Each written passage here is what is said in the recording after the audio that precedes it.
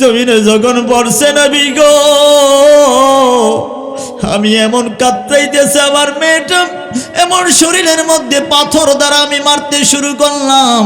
আমি মাটি দিয়ে চাপা মাটি দিয়ে বাড়ির মধ্যে চলে আসলাম। আমি এত বছর হয়ে গেল রাত্রে ঘুমাইলে আমার মেয়ের কান্নার আওয়াজ আমার কানের মধ্যে বাজে, বাবা বাবার ডাক শোনা যায়। নবী কথা শোনার পরে নবী কানতে কানতে দাড়ি মোবারকগুলো ভিজে ফেলাইছে। নবী ডাক দিয়া গো দাহিয়া কাম, তুমি বড় অন্যায় করেছ রে, কন্যার প্রতি বড় জুলুম করেছ। তুমি বোঝো নাই যেই দিন তুমি কালিমা পড়েছ, এত বড় জুলুমের গুনাহ আল্লাহ তোমার জীবন থেকে মাফ কইরা দিছে। নবী আমার ডাক দিয়ে বলে দাহিয়া কাম, কি গুনাহ করেছ রে তুমি, যেই গুনাহ কালিমার কারণেও মাফ হবে না? কয় না না না ইয়া রাসূলুল্লাহ, আমি এত বড় গুনাহ করেছি যেই গুনার খবর আল্লাহ ছাড়া কেউ জানে না। নবী আমার ডাক দিয়া বলেন দাহিয়া কম, তুমি কি গুনাহ করেছ আমারে জানাও দেখি, যে গুনাহ কালিমায়ও ক্ষমা হবে না। কই না না ইয়া রাসূলুল্লাহ, তাহলে আমারে বলো। কই ইয়া রাসূলুল্লাহ, আমি ব্যবসার মধ্যে যাব, আমার স্ত্রীর গর্ভের মধ্যে সন্তান হয়েছে, আমি বলছি যদি ছেলে হয় যত্ন করে তারে মানুষ করবা, আর যদি মেয়ে হয় তারে কবর দিয়ে দিবা, জিন্দা মাটি দিয়ে দিবা। আমি ব্যবসা থেকে অনেক বছর পরে আসলাম, আইসা দেখি আমার ঘরের ভিতরে একটা ফুটফুটে সুন্দর কন্যা সন্তান হয়েছে। আমি ঘরের ভিতরে আইসা জিজ্ঞাসা করলাম, বেগম আমার সন্তানের খবর কি? কয় তোমার একটা কন্যা সন্তান হয়েছে, তারে কি মাটি চাপা দিয়েছ? কয় না, আমি মা গর্ভে ধারণ করেছি, মা হয়ে সন্তানকে মাটি চাপা দেওয়া আমার দ্বারাতে সম্ভব হবে না। স্বামী রে, কন্যা সন্তানের দিকে তাকাইলে কলিজা ঠান্ডা হয়ে যায়, তোমারও দিল ভালো হয়ে যাবে। এই যে তোমার সন্তান যখন দেখাইলো, দৌড়াইয়া আব্বা আব্বা কইয়া ইয়া গলায় জড়াইয়া ধরল। কিন্তু দাহিয়া কাল এত কঠিন হৃদয়ের মানুষ ধমক দিয়ে সরাইয়া দিছে। স্ত্রীকে বলল, জন্মের মতো তোর মায়ারে দেখ, একটা নজর আর দেখবি না। এক হাতে কোদাল নিলেন, আর এক হাতে মেয়েকে ধরে ধরে পাহাড়ের চূড়ায় নিলেন। পাহাড়ের চূড়ায় নেওয়ার পরে গর্ত করতেছেন। গর্ত করার সময় কোদালের মাটিগুলো বাবার চেহারার মধ্যে পড়তেছে, দাড়ির মধ্যে পড়তেছে। মেয়ে গিয়ে বলে, আব্বা তোমার চেহারায় মাটি পড়ে, তোমার চেহারাটা পড়ে গেছে। ছোট আলতো আলতো হাত দিয়ে বাবার চেহারার মাটিগুলো সরাইয়া দিতেছে। ডাক দিয়ে বলে, নবীজি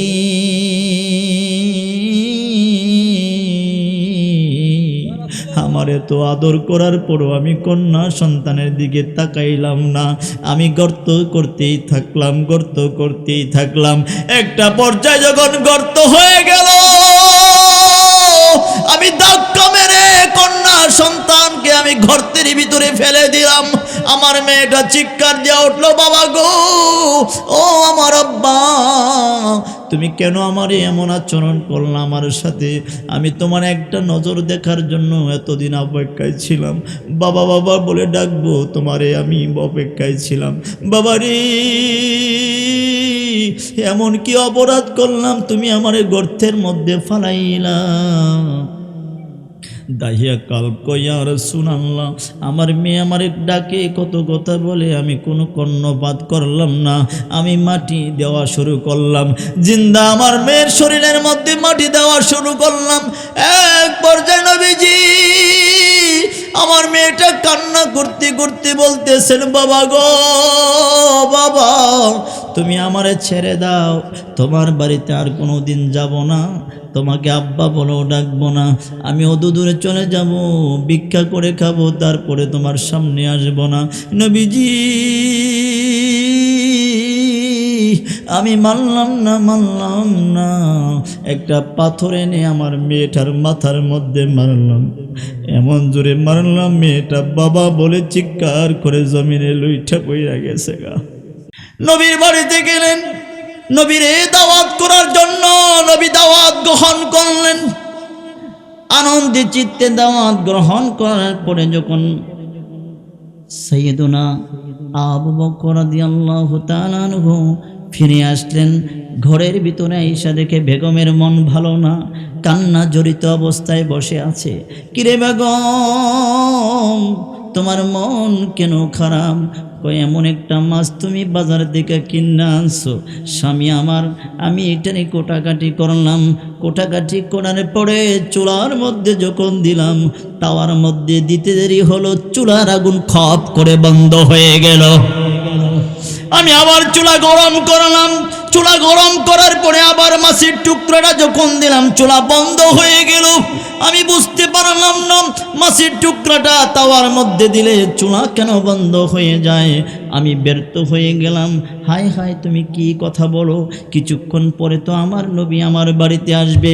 পেরেশান হয়ে গেলে সাহাবারা তখন সমস্যায় পড়লে দৌড় মারতেন কার কাছে? জোরে বলেন কার কাছে? আমার নবীজির কাছে যাইতেন। আবু বকর কয়, যদি এমন হয় আমি নবীর কাছে আবার যাই, এটা রহস্যটা জেনে আসি, কারণ নবীর কাছে পৃথিবীর কোনো জায়গা লুকানো না, নবী আমার সব দেখে। কথা বলেন না কেন? দেখে না? দেখে না?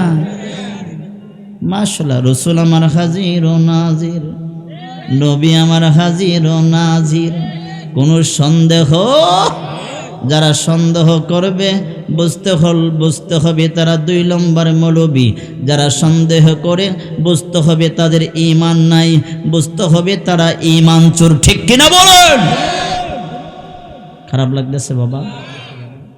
আমি জোরে কথা বলতে পারি না, বেড়া ছোট তো, আওয়াজও ছোট, কিন্তু কিছু আমলের কথা বলবো আজকে, যেটা দরকার, জরুরি। আল্লাহ কবুল করুক বলি আমি।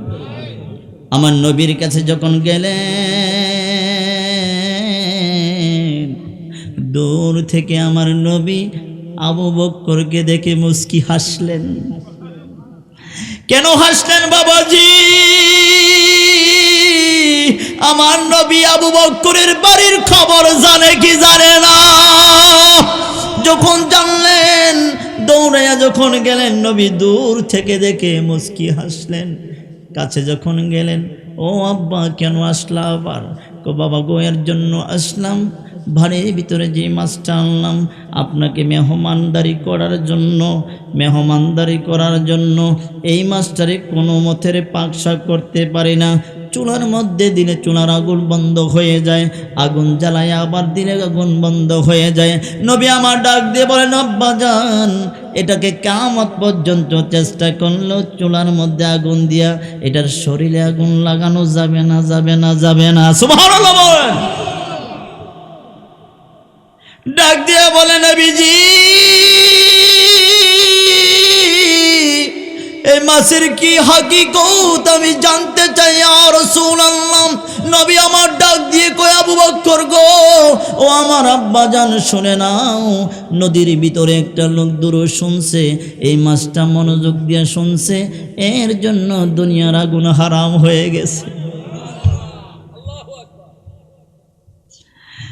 এই হাদিস দ্বারা আমরা বুঝলাম, দুনিয়ায় কেউ যদি বসে বসে আমার নবীর উপরে দুরূদ শরীফ পড়ে, দুনিয়ার আগুন হারাম তো হবেই হবে, জাহান্নামের আগুন হারাম হয়ে যাবে। ঠিক কিনা বলেন? দুরূদ পড়লে আব্বাজান কেমন লাভ? হাসরের মাঠ শুরু হয়ে গেছে। একটা লোকের ডান্ডা বেরি লাগাইয়া লোহার জিনজির লাগাইছে, আগুনের হাতের মধ্যে হ্যান্ডকাপ, আগুনের, খেয়াল করবেন, কিসের? আগুনের হ্যান্ডকাপ, আগুনের ডান্ডা বেরি, আগুনের কমরবন্দি লাগাইয়া যখন জাহান্নামের দিকে টাইনা নিয়ে যায়, ও বিশ্বাবুজুর যখন নেওয়া শুরু করলেন, আমার আব্বা জান আদম দেখলেন এই উম্মত কার হতে পারে। লক্ষ্য করে দেখলেন, সমস্ত নবীর উম্মতের ভিতরে যাচাই বাছাই করে আটকা দেখলেন, এটা সাধারণ নবীর উম্মত নয়, এটা আখিরি নবী সাইয়্যিদুল মুরসালিন রাসূলে আরাবী প্রিয় নবী হুজুরে পুরনূর সাল্লাল্লাহু আলাইহি ওয়াসাল্লামের উম্মত। জোরে বলেন সুবহানাল্লাহ। ও আব্বাজান যখন নিয়ে পড়তেছে, আব্বাজান আদম ডাক দিয়ে কয়, মুহাম্মদ, বাবারে আমার, ওই যে ওই যে তোমার উম্মত জাহান্নামে নিয়ে যায়। আমার নবী একটা দৌড় মারছে, দৌড় মাইরা সামনে গিয়ে হাজির হয়ে গেলেন। হাজির হয়ে বললেন, কি ব্যাপার, কি হয়েছে, তারে কোথায় নিয়ে যাও? কয় মিজানের পাল্লা ওজন কম হয়েছে। কোথায়? মিজানের পাল্লা কত বড় জানেননি? কত বড় হইতে পারে মনে করেন? দাউদ নবী প্রশ্ন করলেন, ও আল্লাহ, মিজানের পাল্লা কত বড় হবে? এই যে পৃথিবীটা আছে, এই পৃথিবীর চাইতে কয়েক লক্ষ গুণ বড় হলো আল্লাহর আরশ আজিম। সুবহানাল্লাহ বলেন। পৃথিবীর চাইতে কয়েক লক্ষ গুণ বড় হলো আল্লাহর আরশ আজিম। আরশ আজিমের চাইতে কয়েক লক্ষ গুণ বড় হলো মিজানের পাল্লা।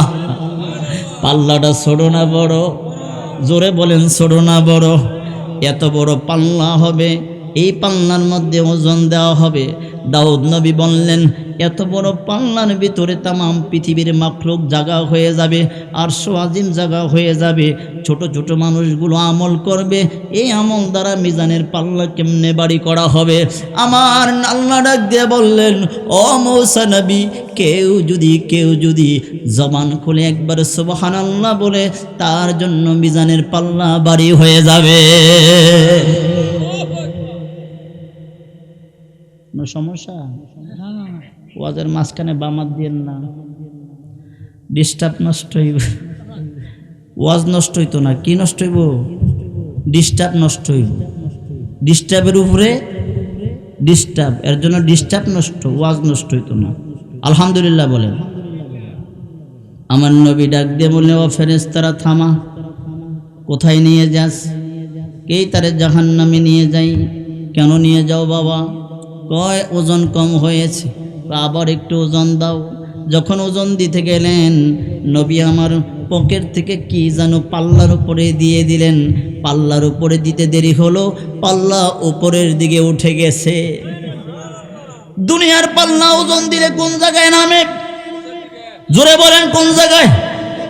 ওজন যত বাড়ি, পাল্লা নিচের দিকে নামে, ঠিক কিনা বলেন? কিন্তু মিজানের পাল্লার ধর্ম হলো এমন না, যত ওজন হবে পাল্লা উপরের দিকে উঠবে। আপনার দুনিয়ায় কাটল গাছের পাশা থাকবে মাটির নিচে, উপরে থেকে কাটল পাইরা খাওয়া লাগে। জান্নাতে গিয়ে দেখবেন কাটল গাছের পাশা উপরে, কাটাল নিচে ঝুল্লা রইছে। বিপরীত। নবী আমার কয়, এই যে যখন কিছু দিল, লোকটাকে ছেড়ে দিয়ে ফেরেশতারা চলে গেল। লোকটা জবরদস্ত করে নবীর কদম মোবারকে ধরে কেঁদে দিলেন, নবীজি, ইয়া রাসূলুল্লাহ, এমন কঠিন মুসিবতের মধ্যে আপনি আসলেন, কি দিলেন গো নবী?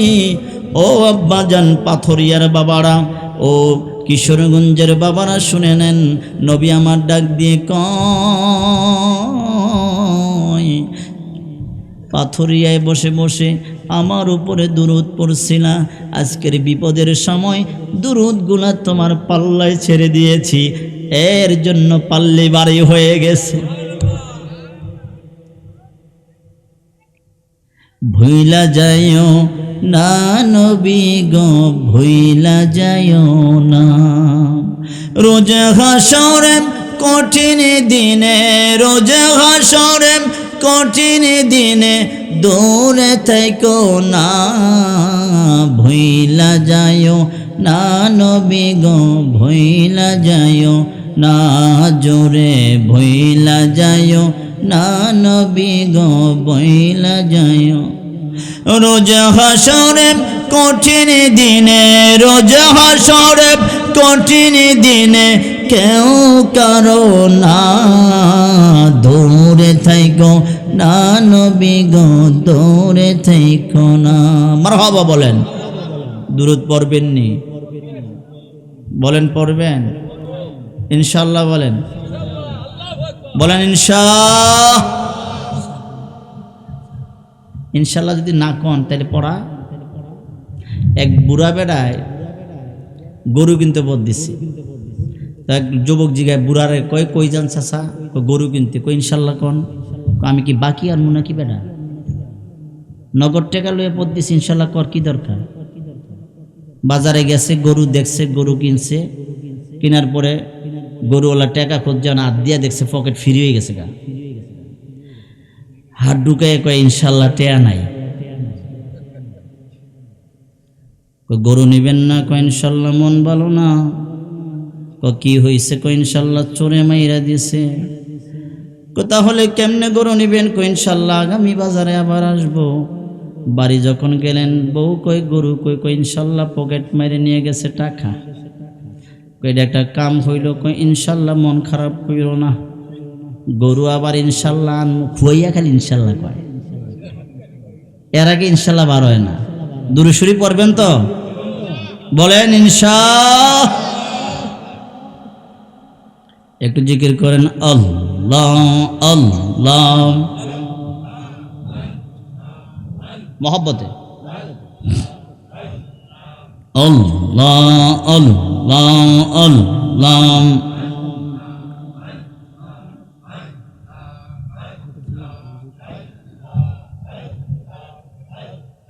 সালাতু সালাম গো আমার দরুদ সালাম গো আমার কয় নবী মুস্তাফা, তোমরা যদি যাও গো মদিনা।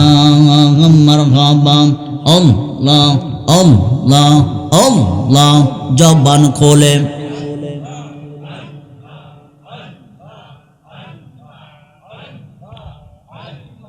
সালাতু সালাম গো আমার দরুদ সালাম গো আমার কয় নবী মুস্তাফা, তোমরা যদি যাও গো মদিনা।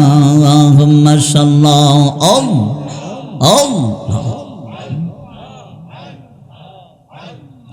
মদিনা শরীফের মাঝে আমার জিন্দা নবী শুয়ে আছে।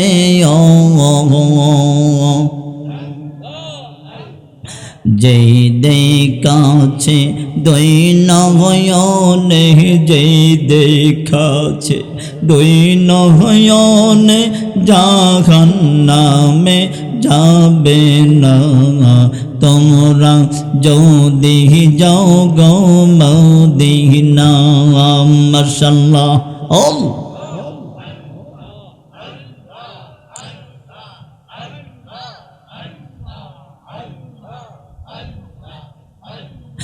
মদিনা শরীফের মাঝে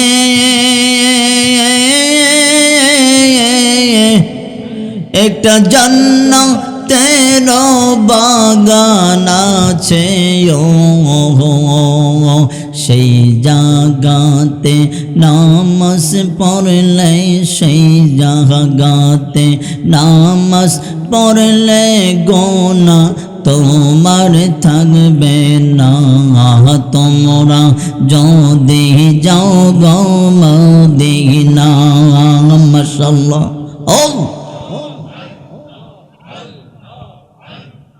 সালাতু সালাম গো আমার দরুদ সালাম গো আমার কয় নবী মুস্তাফা, তোমরা যদি যাও গো মদিনা। মাশাআল্লাহ আল্লাহ আল্লাহ আল্লাহ।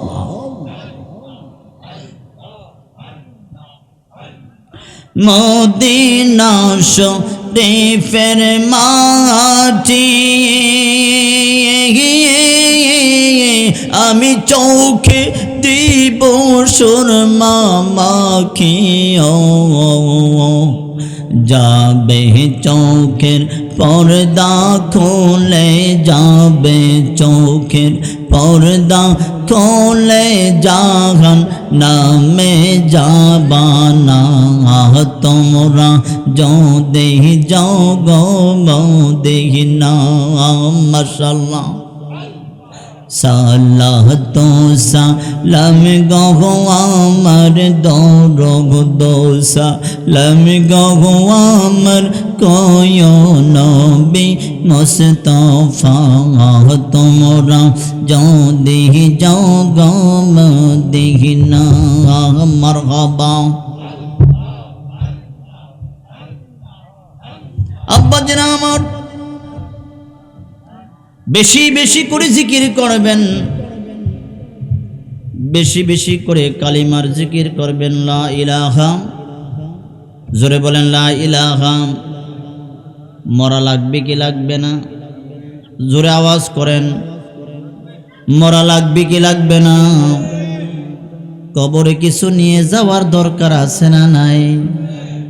কালিমা বেশি বেশি পড়বেন। আমার রাসূল বললেন, যে ব্যক্তি কালিমা পড়বে তার অন্তর জিন্দা হয়ে যাবে, তার অন্তরের গুনাহ মাফ হয়ে যাবে, কালবের ভিতরে নূর পয়দা হবে, মরার সময় ঈমান নসিব হয়ে যাবে।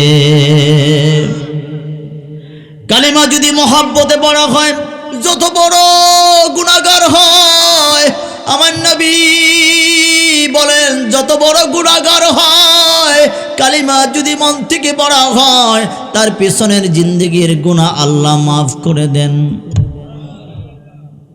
হুজুর যখন এই কথা বললেন, হুজুরের সাহাবা দাহিয়াতুল কাল চোখের পানি ছেড়ে দিয়ে নবীর কদমে হাজির হয়ে গেলেন।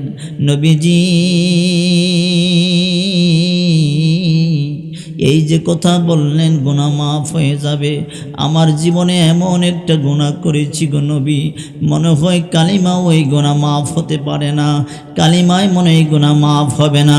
নবী আমার ডাক দিয়ে বলে, দাহিয়া কান, কি গুনাহ করেছো রে তুমি, যেই গুনাহ কালিমার কারণেও মাফ হবে না? কয় না না না ইয়া রাসূলুল্লাহ, আমি এত বড় গুনাহ করেছি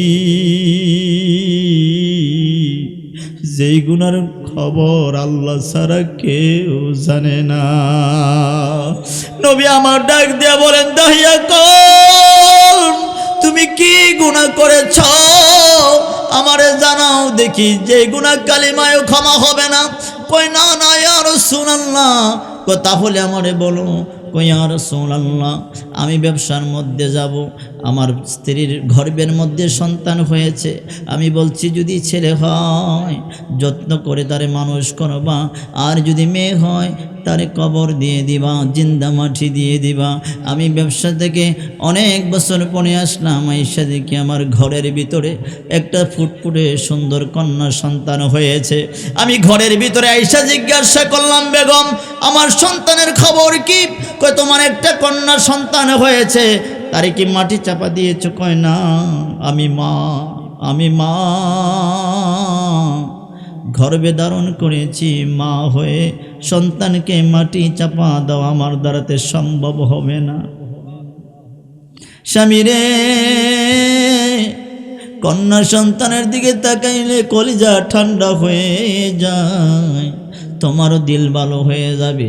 এই যে তোমার সন্তান যখন দেখাইলো, দৌড়াইয়া আব্বা আব্বা কইয়া ইয়া গলায় জড়াইয়া ধরল, কিন্তু দাহিয়া কাল এত কঠিন হৃদয়ের মানুষ ধমক দিয়ে সরাইয়া দিছে। স্ত্রীকে বলল, জন্মের মতো তোর মায়ারে দেখ, একটা নজর আর দেখবি না। এক হাতে কোদাল নিলেন, আর এক হাতে মেয়েকে ধরে ধরে পাহাড়ের চূড়ায় নিলেন। পাহাড়ের চূড়ায় নেওয়ার পরে গর্ত করতেছেন, গর্ত করার সময় কোদালের মাটিগুলো বাবার চেহারার মধ্যে পড়তেছে, দাড়ির মধ্যে পড়তেছে। মেয়ে গিয়ে বলে, আব্বা তোমার চেহারায় মাটি পড়ে, তোমার চেহারাটা পড়ে গেছে। ছোট আলতো আলতো হাত দিয়ে বাবার চেহারার মাটিগুলো সরাইয়া দিতেছে। ডাক দিয়ে বলে, নবীজি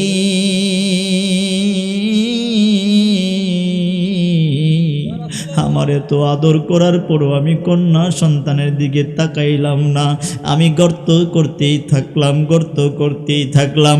একটা পর্যায়ে যখন গর্ত হয়ে গেল, আমি ধাক্কা মেরে কন্যা সন্তানকে আমি গর্তের ভিতরে ফেলে দিলাম। আমার মেয়েটা চিৎকার দিয়ে উঠলো, বাবা গো, ও আমার আব্বা, তুমি কেন আমারে এমন আচরণ করলে আমার সাথে? আমি তোমার একটা নজর দেখার জন্য এতদিন অপেক্ষায় ছিলাম। বাবা বাবা বলে ডাকবো তোমারে আমি অপেক্ষায় ছিলাম। বাবা রে, এমন কি অপরাধ করলাম তুমি আমারে গর্তের মধ্যে ফালাইলা? দাহিয়া কাল কইয়া রাসূলুল্লাহ, আমার মেয়ে আমারে ডাকে কত কথা বলে, আমি কোনো কর্ণপাত করলাম না, আমি মাটি দেওয়া শুরু করলাম। জিন্দা আমার মেয়ের শরীরের মধ্যে মাটি দেওয়া শুরু করলাম।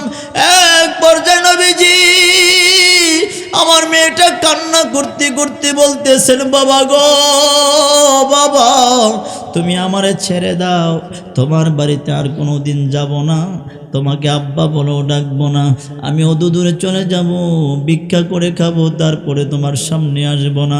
নবীজি আমি মানলাম না। একটা পাথর এনে আমার মেয়েটার মাথার মধ্যে মারলাম, এমন জোরে মারলাম মেয়েটা বাবা বলে চিৎকার করে জমিনে লুইঠা পইরা গেছে গা।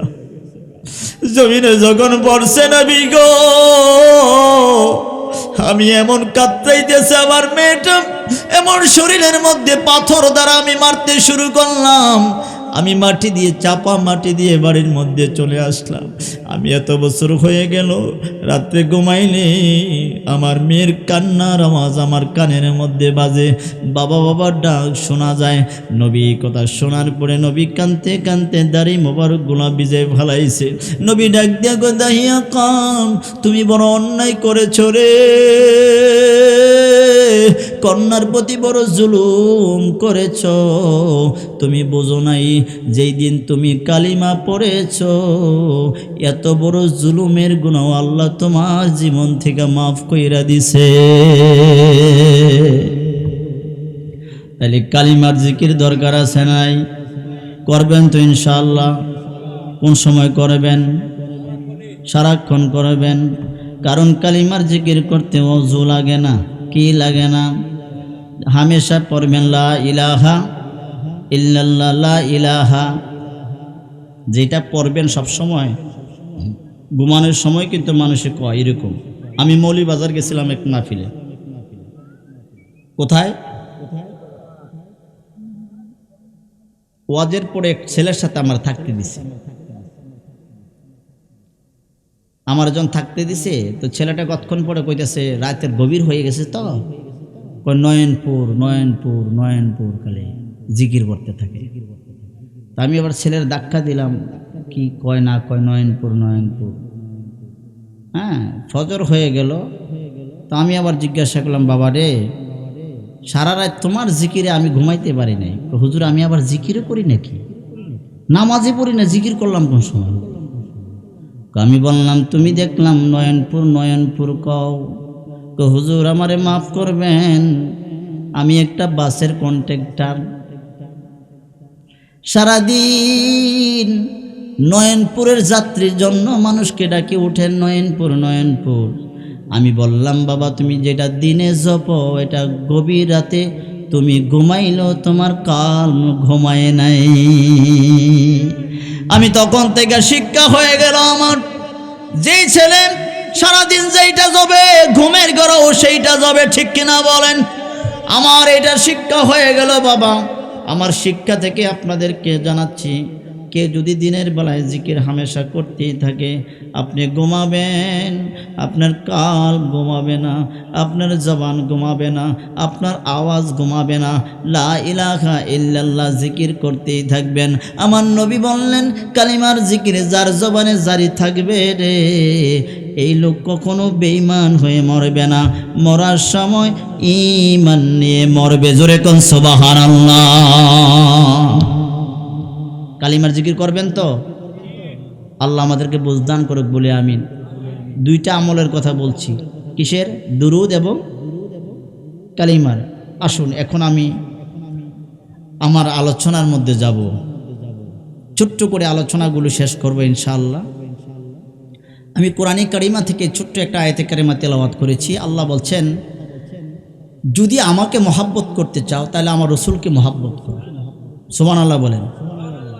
আর আমার রসুলকে যদি মহাব্বত করা হয় তাহলে আপনার জীবনের সব ইমান। নবী কি? জোরে বলেন।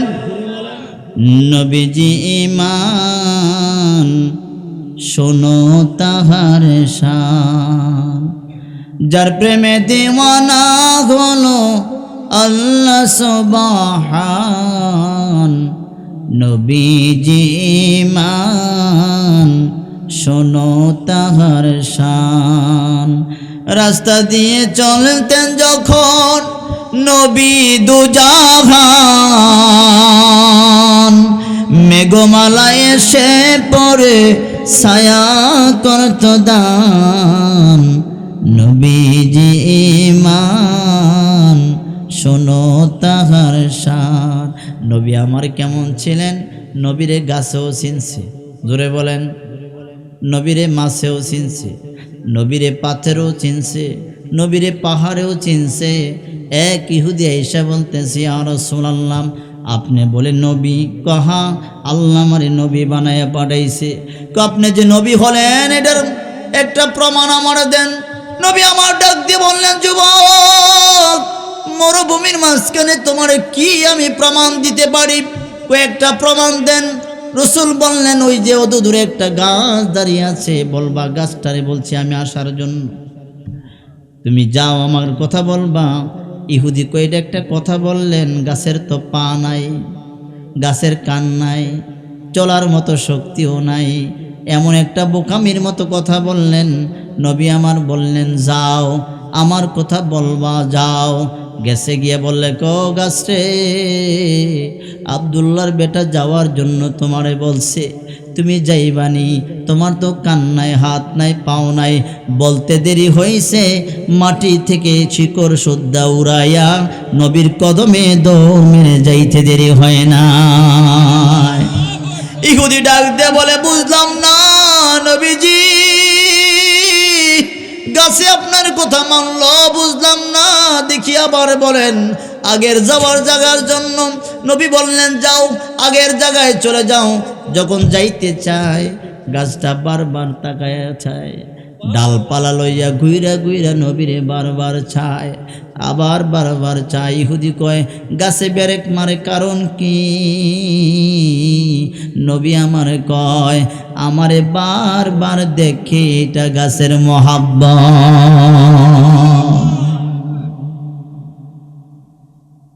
বাবাজিরা আমাদের, গাছ নবীরে, নবী গাছে চিনছে, গাছেও নবীরে চিনছে। আমরা মানুষ কিন্তু নবী, জোরে বলেন, আমরা মানুষ নবী চিনি। সাহাবা আজমাইনরা নবীরে চিনছে, সাহাবা আজমাইনরা নবীরে চিনছে বিদায় নবীর প্রতি কদর বাড়ছে। এর জন্য রাদিয়াল্লাহু তাআলা আনহু ওয়া রাদওয়ান, আল্লাহ কয় তাদের প্রতি আমি খুশি, এর জন্য খুশি কারণ তারা আমার কথা শুনছে, আমার নবীর কথা শুনছে। সুবহানাল্লাহ বলতেন না? এই আলোচনার পরে ফজরের জামাত পড়া হয়। এই আব্বা, এই বেড়া,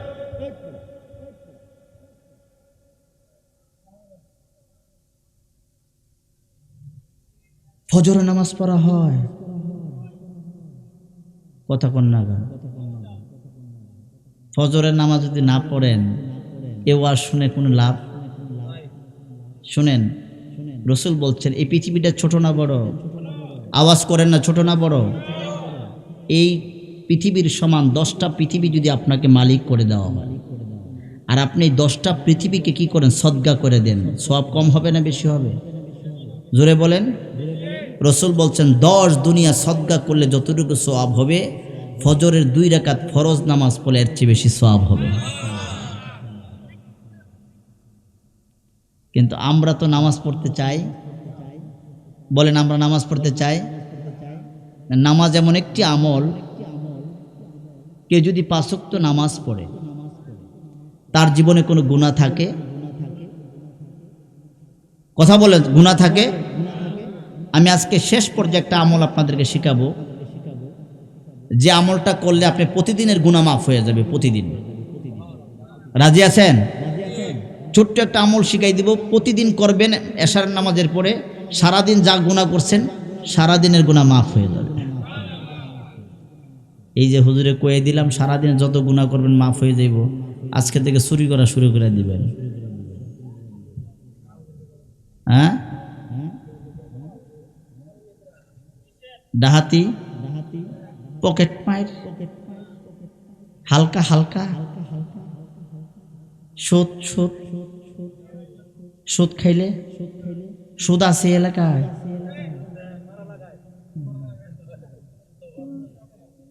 সুদের অভাব নাই। ইন্না লিল্লাহি ওয়া ইন্না ইলাইহি রাজিউন। সুদ আছে। আচ্ছা আব্বাজান, সুদ খেয়ে যদি কেউ ইবাদত করে তার ইবাদত হবে?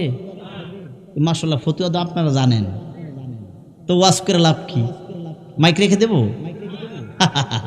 শুনেন, এক হুজুর ওয়াজ জানে না। কি জানে না? ওয়াজ জানে না। সে মসজিদে গেছে ইমামতির জন্য। তো শুক্রবারে ওয়াজ করতে হইলে তো মানুষ দেখবে, ওয়াজ শুনবে, তারা চয়েস করবে, চুজ করার পরে তারা রাখবে, ঠিক না? তো মৌলবী গেছে, গিয়ে সেরা কইতেছে আমি কি বলবো আপনারা জানেন? তো আপনার মতো ঠেলার ছুটে জানি। জি জানি। তো হুজুর যেহেতু জানেন, আর ওয়াজ করে লাভ কি? ওয়া আখিরি দাওয়ানা আলহামদুলিল্লাহি রাব্বিল আলামিন কয়ে বয়ে রইছে। সভাপতি কয় তোরা কইছুত কীর্তি? জানি। এই কথা কোনো তো বেটা ওয়াজ করলো না। আচ্ছা আগামী জুমায়, তো আগামী জুমায় কইতেছে আমি কি বলবো আপনারা জানেন? তো পোলা ফেনে কইয়া যে বিপদে পড়ছিলাম আর কমু জানি। তো সবাই বলতেছে জি না, জানি না। এই কথা যখন বলছে, তো ইমাম সাহেব বলতেছে যারা জানে না ওদের কাছে কোরআন হাদিস বইলা কোনো লাভ নাই। ওয়া আখিরি দাওয়ানা আলহামদুলিল্লাহি রাব্বিল আলামিন। আজকে ওয়াজ বন্ধ। সভাপতি কয় কি হুজুর আনলি এটারে? জানলেও কয় ওয়াজ করে না, না জানলেও কয় জানি। বামে কবি জানি না, দেখবি মৌলবীটা কই যায়। তৃতীয় জুমায় বলতেছে আমি কি বলবো জানেন? তো ডাইনে তারা কয় জি জানি। বাম সাইডে তারা কি কয়? জানি না। তখন বলতেছে, নীরব হয়ে গেছে হুজুর। হাই হাই, কি কই আমি হন? তো হঠাৎ একটা বুদ্ধি বার করছে, আলহামদুলিল্লাহ, যারা জানেন, যারা জানে না তাদেরকে জানাইয়া দিয়েন। ওয়া আখিরি দাওয়ানা আলহামদুলিল্লাহ। কোন জায়গায় জানি বলা যাবে, কোন জায়গায় জানি বলা লাগবে। সুদ আছে তো নাকি? আরে আওয়াজ করে না কেন? আছে নাকি? যে সুদ খায় সে কি খায়? আরে পায়খানা খায়, গু খায়, গু। কি খায়? যে সুদ খায় সে কি খায়? সুন্দর করে একটা অকে শোনাচ্ছি। এক মহিলা গেছেন জুনাইদ বাগদাদির কাছে, গিয়া কয় হুজুর সন্তান হইলেই মরে যায়, বাঁচে না, এমন একটা আমল দেন না। আমি যখন সন্তান হইলে এই সন্তানটা আমার বাঁচে। যাও হয়ে যাবে, ভালো একটা নিয়ত করো। হ্যাঁ না, মহিলায় বলছে আল্লাহ যদি সন্তান হয়, আমি একটা ভালো নিয়ত করছি। কয় কি? যে কত ভালো ভালো নিয়ত করছি, সন্তান মরে যায়। এবার নিয়ত করছি সন্তান বেঁচে গেলে পায়খানা খাবো। কি খাইব? কি এক বছরও দেখ নিয়ত করছে। এখন সন্তান তো হইছে আর মরে না। এখন এটা নিয়ত পূরণ করা লাগবে কি লাগবে না? আর জোরে কর না কেন? লাগবে না। তো মহিলা পায়খানার কাছে গিয়ে আঙ্গুল দিতে মনে চায়, কোন এটা বালা জিনিস নাকি? ব্যর্থ হয়ে গেছে, পারে নাই। হুজুরের কাছে আবার গেলেন, হুজুর আপনি বলছিলেন আমি নিয়ত করেছি যে পায়খানা খাবো সন্তান বেঁচে গেলে, আমি তো খাবারের মতো রুচি আমার নাই। জুনাইদ বাগদাদি ডাক দিয়ে বলেন আম্মা জান, তোমার বাড়ির পাশে সুদকুর আছে নাকি? ডাইনে আছে, বামে আছে, পিছনে আছে, সামনে আছে। তাহলে একটা সুদকুরের বাসায় গিয়ে নিজ ইচ্ছায় গিয়ে বলবেন আমার এক বেলা খাবার খাওয়াও। আহারে এক বেলা খাবার খাইবা, কিন্তু হাত কিন্তু ধুইবা না। একটা কাপড়ের মধ্যে হাতটা মুইসা ঘরের ভিতরে রাখবা। ঘরের ভিতরে রাখছে, সন্ধ্যার পরে ঘরে থাকা যায় না, পায়খানার গন্ধে। কিসের গন্ধে? জোরে বলেন। পায়খানার গন্ধে থাকা যায় না। মহিলা কয় ঘরের ভিতরে কে কাম করছে, আবার পায়খানার গন্ধে থাকা যায় না। খুঁজা খুঁজা গেছে, দেখে পায়খানা পায় না। ওই গাছ, ওই যে কাপড়ের কাছে গিয়া দেখে দুর্গন্ধ। এটা ডিজিটাল ভাবে এইভাবে ধরছে আঙ্গুল দিয়ে, দেখে দুর্গন্ধ। কিসের গন্ধ? আতরের নাকি? জোরে কোন কিসে? পায়খানার গন্ধ। হুজুরের কাছে নিয়ে বললেন, হুজুর আপনি বলছেন সুদখোরের বাড়িতে খাওয়ার জন্য, হাতরা না দেওয়ার জন্য, মুছে ঘরে রাখার জন্য। ঘরে রাখলাম, থাকা যায় না, এই যে পায়খানার গন্ধ। জুনায়েদ বাগদাদি কয়, মা গো মা, তুমি মনে করেছো সুদখোররা খাবার খায়, কিন্তু সুদখোররা খাবার খায় না, মূলত পায়খানা খায়। কি খায়? কেন সুদখোর আসেনি? এই আপনি চাইয়েন না এবার ভাই, চাইলে মাইন্ড করবো, এখন সাউন্ড যেত না। যে খায় আল্লাহ তার হেদায়েত দেখ বলে আমিন। যে সুদ খায় সে 70টা গুনাহ করে। কয়টা? 1 নম্বর হলো মায়ের সাথে জিনা করা, আল্লাহর সাথে যুদ্ধ করা। আল্লাহর সাথে যুদ্ধ করে কেউ পারবে? আর মায়ের সাথে জিনা করা যাবে? তাম পৃথিবীটা লেখে যদি বলা হয় আপনাকে বাংলাদেশের রাষ্ট্রপতি বানাই দেওয়া হবে আজকে আপনার মায়ের সাথে জিনা করেন, নাউজুবিল্লাহ বলতেন না? এটা কি সম্ভব হবে? এইটা পারতেন না, আবার সুদ খান। 4 আনা সুদ খাইলে মায়ের সাথে 40 বার জিনা করার গুনাহ আপনার আমলনামা লেখা হয়। এরকম ইন্টারন্যাশনাল খাটাস আছে না? এই সুদখোর আছে না? এগুলা জমিনের মধ্যে কীট, নর্দমা, এগুলা পায়খানার কীট, পায়খানা খায়। আর এগুলা মানুষের স্রোতে কি খায়? পায়খানা খায়। আল্লাহ এদেরকে মানুষ বলে নাই, কোরআনে বলছে। কারণ কোরআন আল্লাহ বলছেন, লাকাদ কুলুবুল্লাহ ইয়াফকাহুনা বিহা ওয়ালাহুম আযানুল্লাহ ইয়াসমাউনা বিহা ওয়ালাহুম আয়ুনুল্লাহ ইউবসিরুনা বিহা ওয়ালাহুম আযানুল্লাহ ইয়াসমাউনা বিহা উলাইকা কাল আনআম বাল হুম আদাল। এদের কান আছে, চোখ আছে, সব আছে, হৃদয় আছে, বোঝার মতো ক্ষমতা নাই। তারা মানুষ না, জানোয়ার। তারা কি? জোরে বলেন কি? সুদ খাওয়া যাবে? সুদ খাওয়া যাবে না। আসুন, যে কথা বলতেছিলাম, লোকটাই বলতেছে, আপনি তো নবী, তেল গাছটা আপনার দিকে বারবার তাকায়, আমার সন্দেহ নাই আপনি আমার কালিমা পড়ান। জোরে বলেন। নবীর গাছে চিনছে? কোনো নোটিশ আইছে? বসেন, আপনারা আইলে যাবার বোঝা যায় কিছু একটা লই আইছেন, বিপদ লই আইছেন, না তো একটা কাগজ লই আইছেন, এরকম বোঝা যায়। নবীর পাহাড়েও চিনছে। জান্নাতের ভিতরে, দুনিয়াতে কয়েক লক্ষ পাহাড় আল্লাহ বানিয়েছেন, কিন্তু জান্নাতের ভিতরে একটা পাহাড় জায়গা হবে, একটা পাহাড় দেখতে পাবেন। এখানে হাজী সাহেব আছেন? হাজী সাহেব উহুদ পাহাড় দেখেছেন? যে ব্যক্তি উহুদ পাহাড় দেখেছেন, ও আব্বা জান, সে জান্নাতের ভিতরে গেলে এই উহুদ পাহাড়কে দেখতে পাবেন। এই জান্নাতের ভিতরে এই পাহাড়ের জায়গা হয়ে যাবে। কেন হয়ে যাবে? এই পাহাড় নবীর জন্য কাঁদছে, নবীর প্রতি ভালোবাসা দেখাইছে। নবী অন্য রাস্তা দিয়ে যাইতেছে, আল্লাহর কাছে ডাক দিয়ে, আল্লাহ তোমার নবীরে কও আমার উপর দিয়ে যাওয়ার জন্য, নবীরে একটা নজর দেখতে চাই। পাহাড় দরখাস্ত করেন আল্লাহর কাছে। আমার আল্লাহ ডাক দিয়ে বলে, জিবরাইল যাও যাও, দৌড়াইয়া যাও, নবীরে আমার সালাম দিবাম আর বলবা উহুদ পাহাড়ের নিকট দিয়ে যাওয়ার জন্যে। উহুদ পাহাড় আমার হাবিবকে দেখতে চায়। নবী আমার পাহাড়ের উপরে উঠলেন, পাহাড় সালাম নবীর দিলেন। নবী বললেন, সাহাবা বাবাজিরা, এই পাহাড় আমারে ভালোবাসে, আমিও পাহাড়কে ভালোবাসি। এই ভালোবাসার কারণে যদি পাহাড় জান্নাতে জায়গা হয়, আমরা নবীর কি উম্মত? আমরা নবী কি? আরে নামাজ পড়ছে, পড়ছে না পড়লে নাই, উম্মত তো নাকি? জোরে কোন আমরা কি উম্মত? তো যদি পাহাড় ভালোবাসা দেখাইয়া জান্নাত পাইছে, আমরা যদি ভালোবাসা দেখাই, কোনো সন্দেহ? যারা নবীরে ভালোবাসে কখনো বেঈমান হয়ে মারবেন না। হাদিসে আসছে, বুখারীর মধ্যে একটা ইহুদি ছেলে নবীরে দেখা ভালোবাসছে, কালিমা পড়তো না। কি পড়ে নাই? কালিমা পড়ে না। ইহুদি সন্তান মসজিদের ভিতরে আসেন, হুজুরের হুজরার সামনে আইসা জুতা মোবারক গুলা নিয়ে মাথার মধ্যে এইভাবে নিয়ে দাঁড়াই থাকতেন ঘন্টার পর ঘন্টা, মাঝে মধ্যে বুকের মধ্যে লয়ে দাঁড়াই থাকতেন। নবী দেখতেন ইহুদি ছেলেটা। সাহাবীরা বলতো, ইয়া রাসূলুল্লাহ, এই যুবক তো কালিমা পড়ে না, না পড়ুক, আর মহব্বত দেখা সমস্যা নাই। একদিন নয়, 2 দিন নয়, 7.5 বছর মহব্বত দেখাইছে। হঠাৎ করে যুবক নবীর দরবার আসা বন্ধ হয়ে গেছে।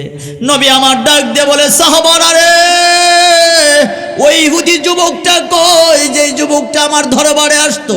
কয়, ইয়া রাসূলুল্লাহ, যুবক তো অসুস্থ হয়ে গেছে, বিছানায় পড়ে আছি, শুনলাম সেই বিছানা থেকে উঠতে পারে না। নবী আমার বললেন, চলো যাই, আমার আশিকটারে একটা নজর দেখে আসি। সুবহানাল্লাহ কোন। খারাপ লাগতেছে বাবা যে উঠটা দেখিতেছে এক বেড়া? বাবা কই জানো? আচ্ছা আইয়েন। নবী গেছেন সাহাবা নিয়া, গেহে যাওয়ার পরে এই মুহূর্তে আজরাইল আইছে। নবী আজরাইলের লগে কথা কইতেছে। সুবহানাল্লাহ কোন। নবী আজরাইলে দেখে কি দেখে না? আর আমরা মৌলবীরা দেখিনি, জোরে কোন না, মৌলবীরা দেখি না, নবী আমার দেখে। তো নবীর চাওয়া আর মৌলবীর চাওয়া কি এক? নবী আমার দিনে যেমন দেখে, রাইতে এমন দেখে। নবী সামনে যেমন দেখে, পিছনে এমন দেখে। আমরা তো দিনে দেখি, রাত্রে দেখি না। পিছনে তো দেখার কোনো সিস্টেমে, জোরে বলেন, সিস্টেম। অথচ নবী চতুর্দিকে দেখতে পান। নবীর শান শৌকতের সাথে দুনিয়ার কারো শান শৌকত মিলে না। যারা তুলনা করবে তাদের ঈমান তালাক হয়ে যাবে। ইহুদির বাড়িতে গেলেন, নবী দেখলেন আজরাইল আসছে রূহ নেওয়ার জন্য। নবী বললেন, আজরাইল 7.5 বছর মোহাব্বত যুবক দেখাইছে আমার প্রতি, আজকে যদি বেঈমান হয়ে মারা যায় আমি নবীর কলঙ্ক হয়ে যাবে। তুমি তার রূহ নিবা না, তার সাথে আমার কথা হবে।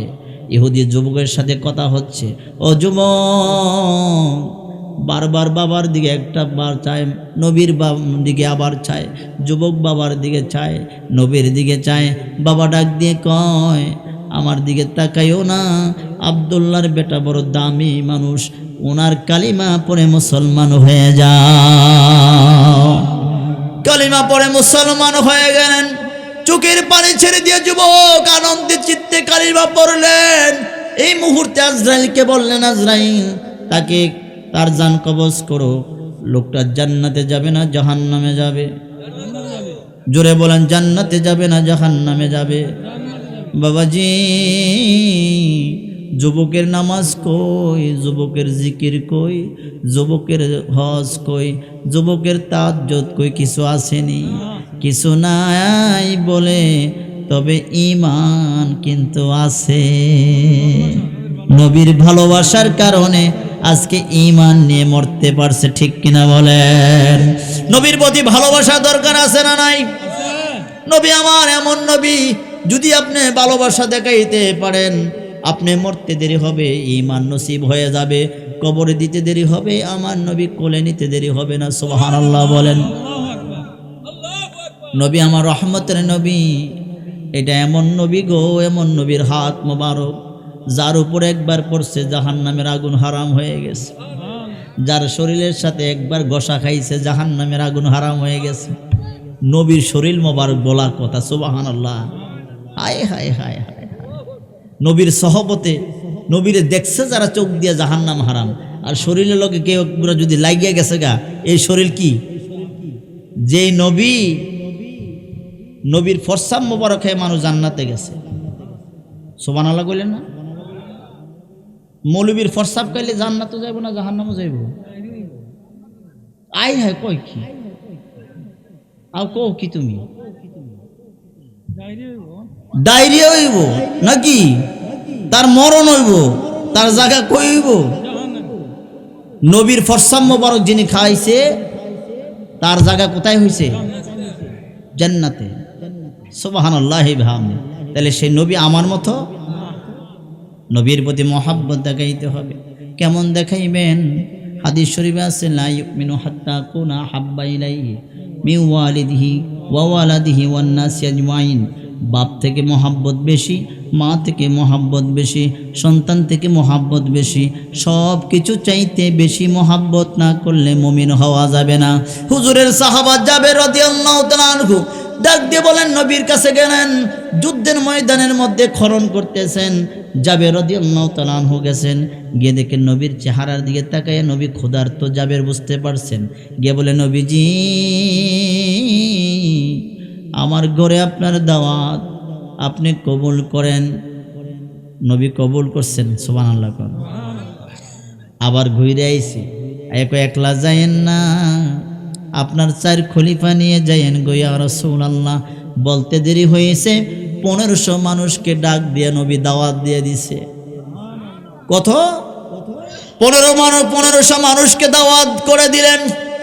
1500 মানুষকে যখন দাওয়াত করে দিলেন, হযরত জাবের রাদিয়াল্লাহু তাআলা আনহু নবীর কদমে আয়েশা বলে, নবীজি ঘরের ভিতরে কোনো খাবার নাই, 2 কেজি আটা আছে, একটা খাসি আছে, ছাগল আছে, আপনার মহাব্বতে জবাই করে দেব, 2 কেজি আটা আছে, রুটি বানায় খাওয়াই দিব।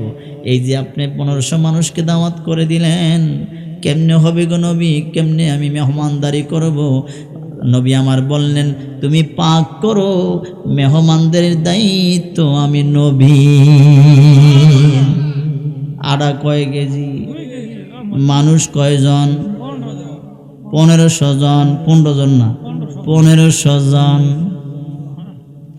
জাবের রাদিয়াল্লাহু তাআলা আনহু রুটি বানালেন, বেগমকে বললেন, এই যে ছাগলটারে জবাই করে দিলাম, সুন্দর করে রুটিগুলা বানাও, ছাগল পাক করো। এই কথা বলে চলে গেলেন। বাড়িতে আইসা দেখে রুটি বানানো হয় নাই, সন্তান 2টাকে নিয়ে মা বসে বসে কান্না করতেছে। দেখে আইসা 2 সন্তান মৃত্যুবরণ করেছে। কেমনে মারা গেল? তোমার ছোট সন্তানকে বড় সন্তান জবাই করে দিছে। ছোট ভাইটা বড় ভাইয়ের কাছে গিয়ে বললেন, ভাইজান ছাগলটা কেমনে জবাই করছে?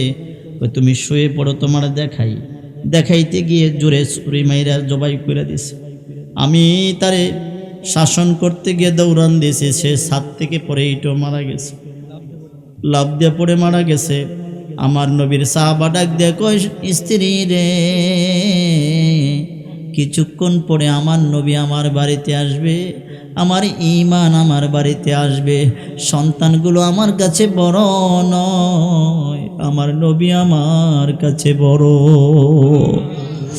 রে বেগম, সন্তানগুলোর ঘরের ভিতরে চৌকির নিচে পেঁয়াজ দিয়া রাইখা আসো, ঘরের ভিতরে রাইখা আসো, আমার নবীর জন্য খাবার দাবার পাক করো, আমার নবী আসবে।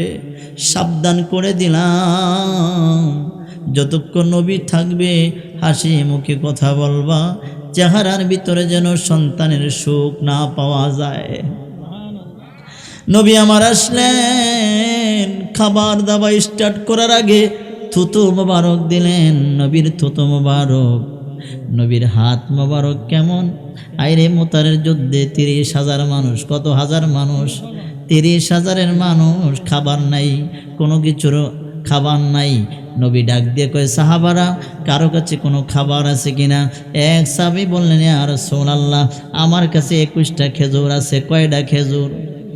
মানুষ কয়জন? এই তো মানুষ কয়জন? খেজুরের সংখ্যা 21টা খেজুর। নবী বললেন, নিয়ে আসো। নবী থলির ভিতরে হাত মোবারক দিয়া এক এক করে 30,000 মানুষের মেহমানদারি করলেন। 30,000 মানুষে খাওয়ানোর পরে এই থলিটা বললেন, তোমার দাবি আসেনি? কয়, ইয়া রাসূলুল্লাহ, আমি গোলাম খুশি। 21 খেজুর দিয়া নবী গো 30,000 মানুষের কেমনে খাওয়াইলেন? আবার এই থলির প্রতি কেন আমার দাবি থাকবে? এটা আপনাকে হাদিয়া দিলাম। নবী আমার কয়, আবু হুরায়রা, নাও নাও, এই থলিটা তোমারে আমি হাদিয়া দিলাম, তুমি মাঝে মধ্যে এটার থেকে দান করবা, পরিবার পরিজন নিয়ে খাইবা। আবু হুরায়রা বর্ণনা করেন, ও দুনিয়ার মানুষ, আমি থলি থেকে 26 বছর খেজুর খাইছি। জোরে বলেন সুবহানাল্লাহ। আমি থলির ভিতর থেকে 26 বছর খেজুর খাইছি। শুধু তাই নয়, দুনিয়ার মানুষ শুনে নাও, আমি 12,000 মন সদকা করছি। কয় মন সদকা করছে? 12,000 মন সদকা করছি। এক সময় সফরে গেলে আমার এই থলিটা হারিয়ে গেছে, যদি থাকতো আমার মনে হয় কিয়ামত পর্যন্ত থলির খেজুর শেষ হইতো না।